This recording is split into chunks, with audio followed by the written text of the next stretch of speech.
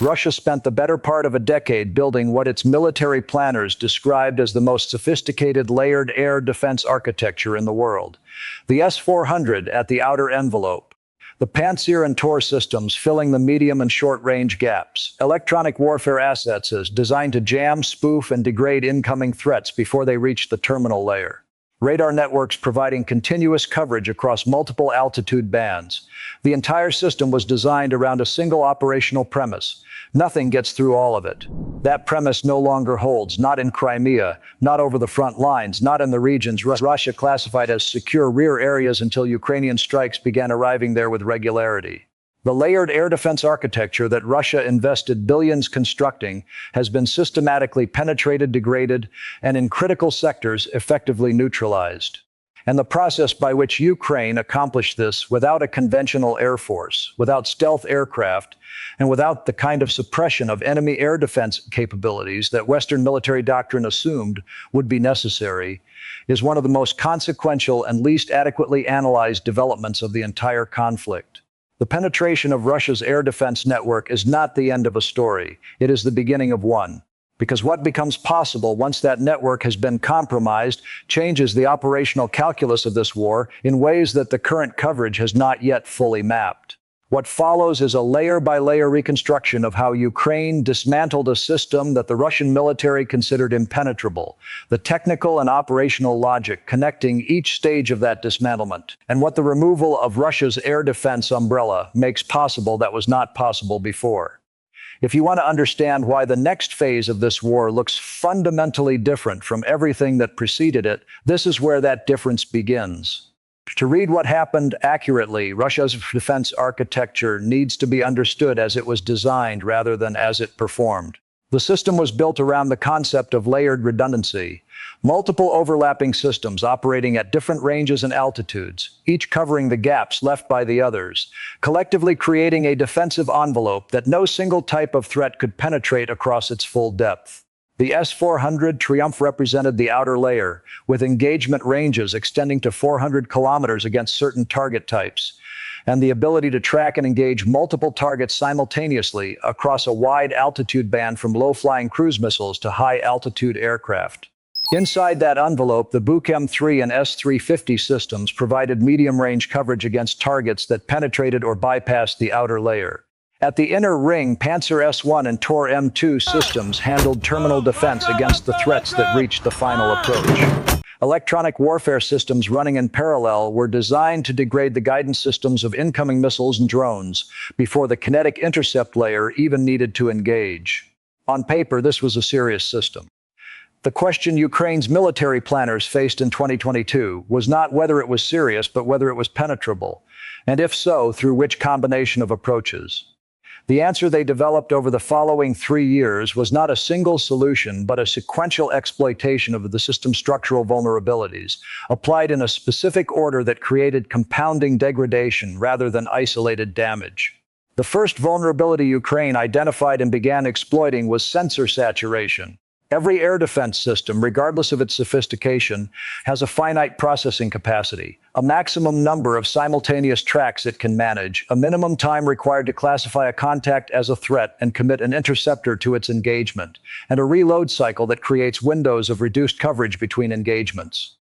The Russian system was designed around threat environments that assumed incoming attacks would consist of a limited number of high-value missiles or aircraft.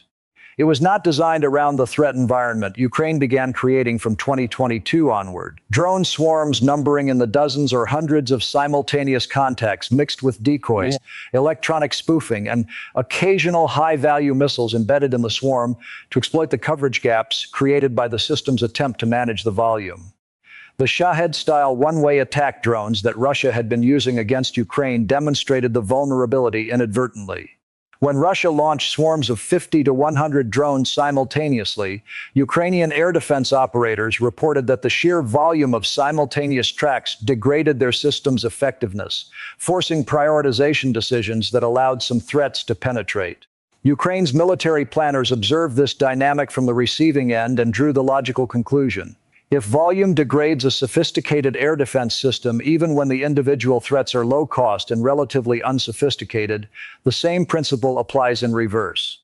A sufficiently large and varied swarm of incoming threats will overwhelm any finite processing system regardless of its individual engagement capability. Ukraine began applying this principle systematically from late 2023 onward, initially against Crimean targets whose air defense coverage was the densest and most consequential to degrade. The attacks of April and May 2026 that I examined in the Crimea analysis represented the operational maturation of this approach. Swarms of 60 to 80 drones launched simultaneously, with flight paths designed to approach from multiple vectors rather than a single direction, forcing the radar network to manage contacts across its full azimuth coverage simultaneously. The Russian governor of Crimea's declaration that 71 drones had been intercepted in a single night was presented as a success. The burning ports visible behind him as he spoke confirmed the operational reality. 71 intercepts and the target was still struck means the system had been saturated. Saturation is not a tactical inconvenience, it is a structural failure mode. The second vulnerability was the radar architecture underpinning the entire system. An air defense network that cannot see cannot engage. Every S-400 battery, every Buk launcher, every Pantsir system depends on radar coverage to detect, classify, and track incoming threats before committing to engagement. Ukraine identified the radar nodes as the highest leverage targets in the system. Destroy the radar, and the kinetic intercept capability connected to it becomes operationally blind regardless of how sophisticated the missiles it carries are. From 2024 onward, Ukrainian strikes began specifically targeting radar installations rather than the more visible missile launchers. A destroyed Pantsir launcher is a local degradation. A destroyed radar node creates a coverage gap that affects every system within its detection sector. The April 2026 strike on the MR-10M1 radar station at Belbek airfield in Sevastopol was the clearest illustration of this targeting logic in action. That installation provided radar coverage for the air defense network, protecting both the airfield and the naval facilities at Sevastopol. Its destruction did not merely degrade the airfield's local defense. It created a sector-wide gap in the coverage architecture that subsequent strikes exploited before replacement systems could be positioned. Ukraine's SBU confirmed that the targeting sequence was deliberate. Blind the radar first, then strike the assets the radar was protecting before the gap can be closed. The third vulnerability was the electronic warfare architecture designed to serve as the system's non-kinetic first line of defense. Russian electronic warfare systems, including the Krasuka and Moskva-1 platforms, were designed to jam GPS navigation on incoming cruise missiles and drones, forcing them to rely on alternative guidance modes that are less accurate or to lose guidance entirely and miss their targets. Against early-generation Ukrainian strike systems, these countermeasures were partially effective. Ukraine's response was to iterate its drone guidance systems, specifically to defeat the jamming architecture it was encountering. By 2025, Ukrainian engineers had developed and deployed drone variants using multiple redundant navigation modes, inertial navigation systems, terrain-following algorithms, optical target recognition, and signal-independent guidance that continued to function in heavily jammed environments.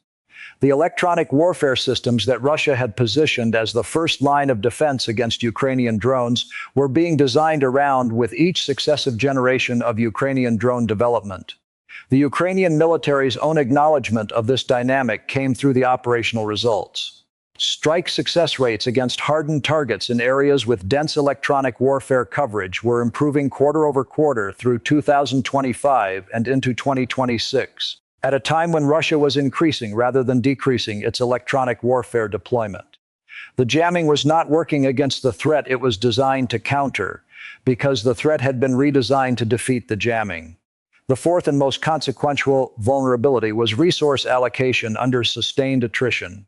An air defense system is only as capable as the interceptor inventory sustaining it, and intercepts are consumed faster than they can be produced under the conditions Ukraine was creating.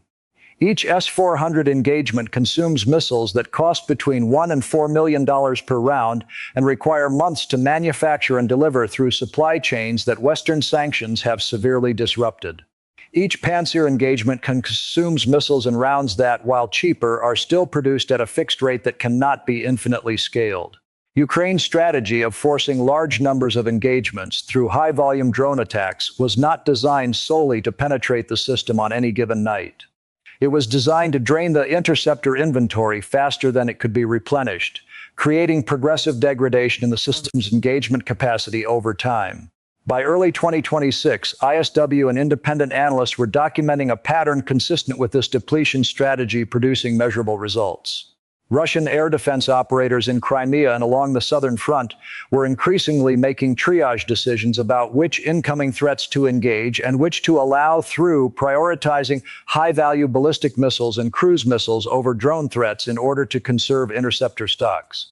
Those triage decisions were creating predictable gaps that Ukrainian strike planners were learning to exploit.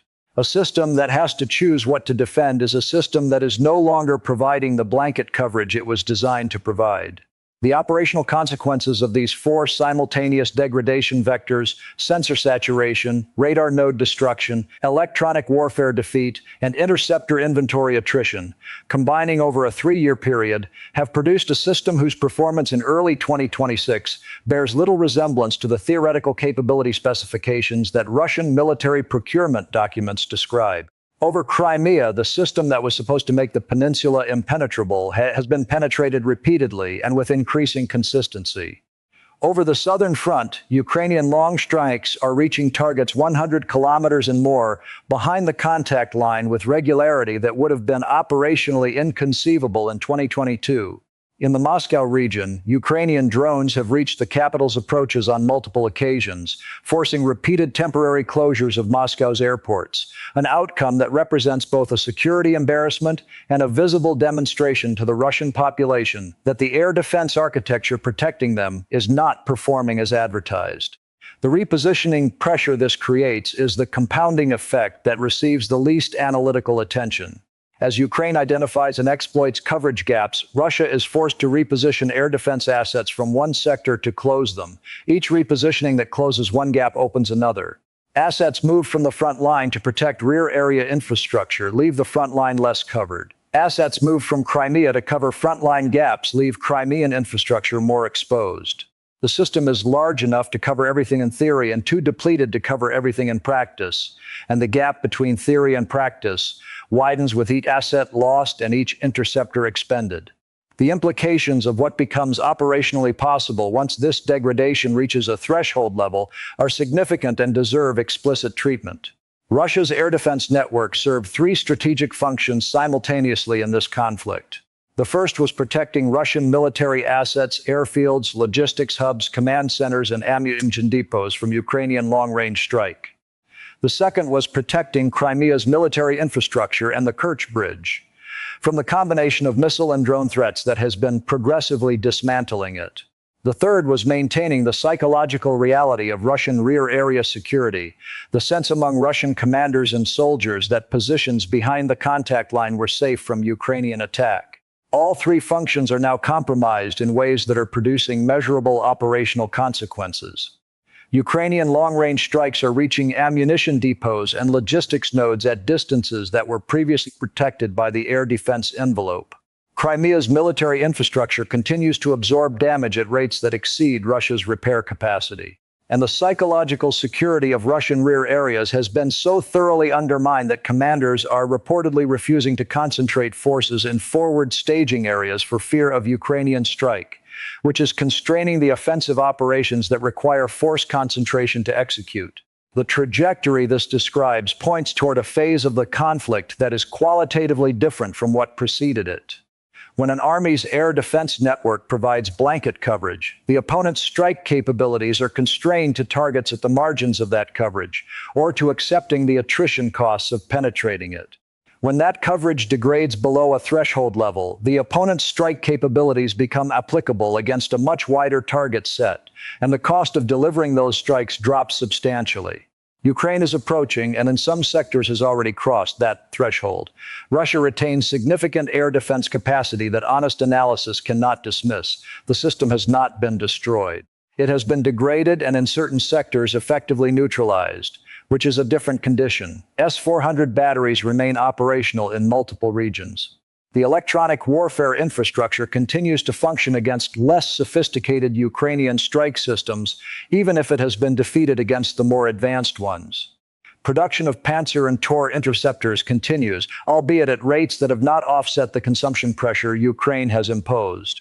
And Russian air power operating from airfields beyond Ukraine's current operational reach continues to launch glide bomb attacks that Ukrainian air defense cannot consistently intercept.